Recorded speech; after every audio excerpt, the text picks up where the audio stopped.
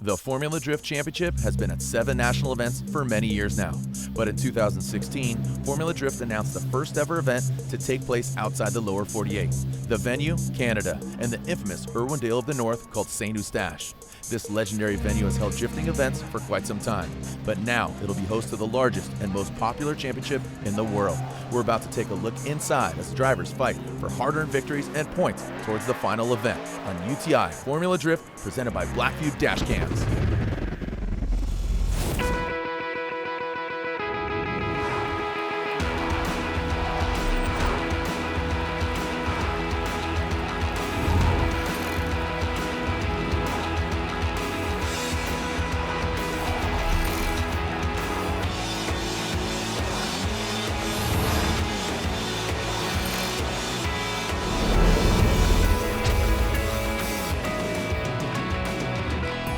Before we go inside here at Formula Drift Canada, let's digress to our previous round in the Garden State that is New Jersey. Vaughn Gittin Jr. had to navigate through Alex Hillebrand with a fierce one-more-time battle and eventually against Chris Forsberg. But overall, he gets the victory. Last event at Wall Speedway was a tough one. We came away with the win, but it was very close battles all the way through the end. What gave us the win was listening to exactly what the judges asked for. We were not the fastest car out on the track, but I was so focused on hitting a perfect line, having angle in all the right places, and putting the car in all my opponent's doors. And we had some one more times. Alex was a bit faster than us, on the same tires as me, got a really high power car, but we had some one more times. And what got me through that battle was me running a better line than him. And in the driver's meeting, the judges defined, make sure you hit your marks, make sure you do this, don't do that. We listened, implemented, and came home with a win. Well, Wall, New Jersey was good for us. We went all the way to the finals and battled against Vaughn Gittin Jr. in the first, second place battle. And it was awesome. It's great to see, just good, clean running out there. Two guys that drive with each other pretty often, can trust each other and just push it to the limit. I got a little too close. I had to chase first, and so was trying to put it all out there. I was right in the pocket, felt good coming into inner clip 2, and was just a little too close for when he started to unwind his car for the transfer into the last turn. And we touched my front tire to his rear. It kind of clocked my car a little bit to the right, and I lost a little bit of momentum on him. So just that little bit of a gap is all you need to give to lose to someone like that. My lead run, I just focused on a perfect line, and it's exactly what I did. Forsberg made a small mistake. He was a little bit too aggressive on me, coming out of outer zone number 2.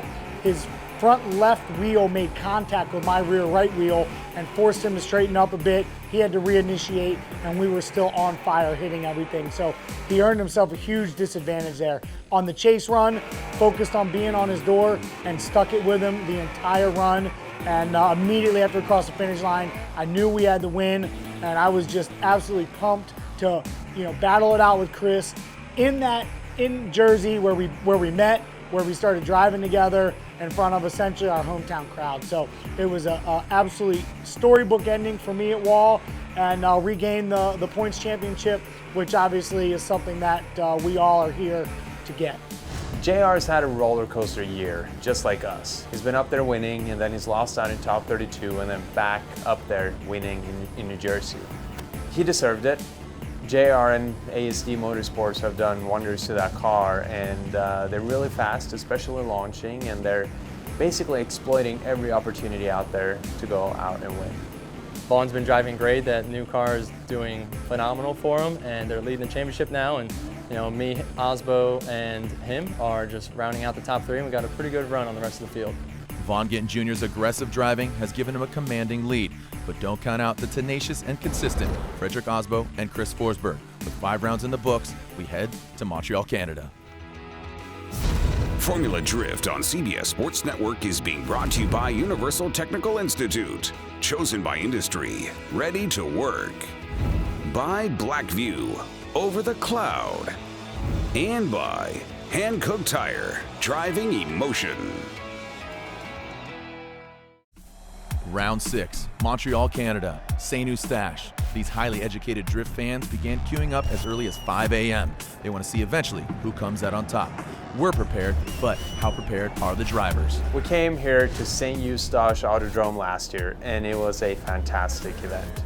The crowd's super loud, they get really into it. The course is fast flowing, it's like a mini Irvingdale. I've really been looking forward to coming back here. You know, this weekend, I'm really looking forward to getting out there, getting the car dialed, and tearing up this very fun track. Hanging out with the Canadian fans. They love drifting, and it's been too long for me to get out here and compete in this part of Canada, and I'm just looking forward to having a good time. That's what I come to do, work hard, play hard, and that's what we're gonna do. The crowd is, they're gnarly, man. They like their drifting out here, and I really haven't seen another crowd like it. It reminds me of like a NASCAR vibe where they let people stay and camp, and these guys are just out here cheersing you, do something badass, let her rip.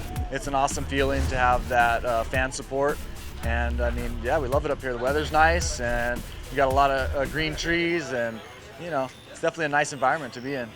So here at this track, when we're about to head out for a run, we actually drive under the bleachers, and you know everyone up top is just waiting for you to go out and just hammer down. You drive through the tunnel, come out on the other side of the grandstands, put it in first, rev it up, launch first, second, third, initiation, hard flick, chasing that wall all the way down to the drag strip, flicking it back across. Coming off the bank, full throttle commitment into the next inner clip, big angle and throttle as you rotate into the last outer zone. Big angle coming in, they want to see a little bit of correction, but not too much slowdown as you approach the second to last inner clip. Full throttle into the infield, rotating through, big angle, foot to the floor, coming through the last inner clip, finish it off. You obviously want to be on your competitor's door as much as you can, but there's places here you can get caught up. Exiting turn 1 and exiting outer zone number 2 just before inner clip 3 are choke points. As if there wasn't enough insanity going on, you have to know these positions and not allow yourself to get caught. With 4 rounds in the books for the Formula Drift Championship, teams and drivers are beginning to formulate the plan at a stab at a 2016 championship. Round 5 here in Canada marks our first event over the hump. Now, with that said, you know, the points are still tight from first place to 5th place, but we really have to start catching up to the points leader. Otherwise, it's going to be hard with 3 rounds remaining. Ideally, I would really like to, you know, finish strong here, hopefully on a top spot of the podium, but I really cannot sacrifice any points here. Otherwise, JR and Oswald is pretty much going to run away with the lead. We're now past the halfway point, and this is where the chase gets critical. We're sitting second in points, but there's some pretty hungry drivers behind us. Chris Forsberg, Ken Gucci, Odie, they're all basically running up our backs trying to beat us here in Canada. You know, every year winning the championship is consistency. This year, you know, we've had 2 out of 4 wins. We're sitting on top. We have a nice little gap, but it's not over yet. For us, our goal is to go out and do the best we can every round. You know, this is drifting, this is motorsport. Anything can happen. Nothing's in the bag until it's in the bag. So for us, you know, communication, going out there, getting the car set up the best that we can so we can focus on hitting the marks and doing what we have to do out there during the battles.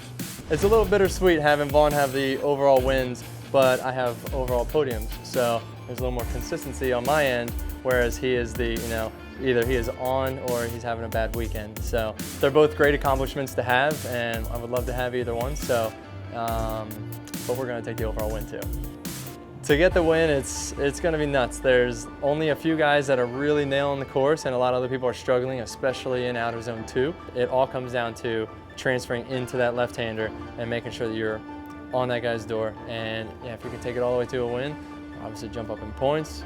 We'll tie the overall wins and be another podium on the shelf. Formula Drift on CBS Sports Network is being brought to you by Nexen Tire. Driving tomorrow. By FormulaD.com. For merchandise, tickets, and series information, head to FormulaD.com. And by the U.S. Air Force. Aim high. The Saint Eustache fans and drivers alike are pumped as we enter into the top 16. Forrest Wang is our #1 qualifier. First run, I ran a qualifying line. Spotter radioed in, said he did a little bit of a straightening out behind me, got lost in the smoke. Second run, I just tried to stick to him the best I could. having a hard time because on my second run, my tires are pretty much spent. So I'm gonna try to have the balance on the next run to not burn my tires so much on that first run to conserve for the second run so I can actually try to keep up, because once your tires are, you know, 2/3 burnt, I have a really hard time keeping up, So we were going to go out for top 16 against Matt Kaufman, and we decided we weren't going to over the flip of a coin because it was about $5,000 in damage that could have happened in the 2 laps against him. We had a pretty good chance of winning, but we decided we flipped the coin on it and it landed to pack it up in the trailer, so we pretty much did that. And then we're going to go home and get ready for FD Seattle. What a great battle. Gooden drove super hard behind me. I knew we had a slight advantage after the first run and that we had to chase close. And we certainly did. Tried to be right up in his business. He ended up spinning across the finish line. Definitely one for the books. Super fun battle, but we move on. Critical championship points are left on the track as Gucci suffers a snapped axle. Snapped an axle in outer zone 2 while chasing Ryan, and it was turning out to be a really good show, but just didn't have time to replace it, and we're out of the show now. But yeah, it's very unfortunate. Yeah, I mean, you know, it's all about making sure your car shows up and finishes the rounds, and that's that's bit us in the butt a couple times this year, and you know, bites other people too. So we're just we're on the other side of it this time, and we're moving on to top 8, where we might be battling my homie Forsberg or Alec Honadel. So we'll see what happens. Either way, I want to move on to the semifinals and go for that podium spot. Frustration levels are high for Odi Bakshis, but his team thrashes to get his car back out on track. So for top 16, I ran against Cameron Moore, and my lead run was solid, felt good, got good feedback from the spotter, switched, followed Cameron. Everything was working out just perfect. He was actually kind of hard to follow. Slowed up a little bit, sped up, and at the first turn coming into the infield, he started to really slow down, and I did everything I could to slow down with him. And unfortunately, he slowed down even more, pretty much stopped, and I collided with him. I had nowhere to go. Ended up getting the win, but caused a bunch of work on the car. We have to realign it, change some front end parts, and keeping my fingers crossed that it got a good, solid, straight car going into the rounds ahead of me. This unassuming track has created frustration for some drivers. That's why he hit us, because he lost track of where we were on the track. With Vaughn Gittin Jr.'s victory, Justin Pollock wants to have some words with his competitor. You know, it's obvious from the video that he was trying to play catch up throughout the whole course, and when you do that, you lose track of where you are on the course, and it makes sense. You know, he's a little shallow in inner clip 2, and you know, I had the wide line with big angle, and he just came in a bit on me and probably couldn't slow down. So it is what it is. You know, if he's angry about it, he's angry about it. You know, again, we have judges in this sport. It was unanimous. There's nothing to argue about. So moving on. Boom. Like, as soon as I made contact, he just like did the whole NBA flop, and like there it is. That's why I continued on, man. Like I'm here to run 100% runs, no games, like 100% best run for the crowd every single time. He wants to play it off like there was no strategy behind it, but seriously, dude, stay off the left foot brake. You were playing catch up the whole course. I know, I screwed up my entry. Without a doubt. You were playing catch up the whole course. Lost where you were on inner. Yo, what about when you're left foot braking like crazy, dude? I'm not left foot braking, I'm tapping. You can see it tapping. I was adding angle to my car at the end, where we're allowed to do in a descent. Super strategic. Like, you definitely played it. You know me. You know I play games, right? Come on, don't come at me like that. That's sore loser. That's been. You're a loser, loss of respect. That's later. been. Dude, I lost respect for you a long time. Long time ago, bro. Don't forget how you got here, bro. Don't forget that. I'm glad you got a fast car. Don't forget that. On my lead round against Dean, I did pretty much 95% of my qualifying round. It wasn't as great, but pretty close. And then when I followed Dean, I think I was pretty close inside the track. Maybe towards the end a little bit, he made a gap, but bang all the way to the infield. Pretty good proximity, and I think that was the reason why I made it to top 8. First run, chase run right off the bat. We went in door to door through the bank, and we had a nice follow. We had a little bit of a mistake coming off of outer 2 into inner 2. I think he kind of held it a little longer than I thought he would, and I started to come down. I had to kind of check up, and when we came through the corner, he put a little bit of gap on me. And so my lead run was solid. It was enough to get us to one more time. And second run, just made sure not to make that mistake again. Formula Drift on CBS Sports Network is being brought to you by Universal Technical Institute. Chosen by industry. Ready to work. By FormulaD.com. For merchandise, tickets, and series information, head to FormulaD.com. By Nitto Tire. fueled by enthusiasts. And by Blackview, over the cloud. Welcome back to Montreal, St. Eustache, Canada. With the top 16 behind us, the teams and drivers are getting prepared to do battle in the Grade A. Awesome. All right, we're going rounds. This is how we want to start off this event. Drive through inner one, or inner two.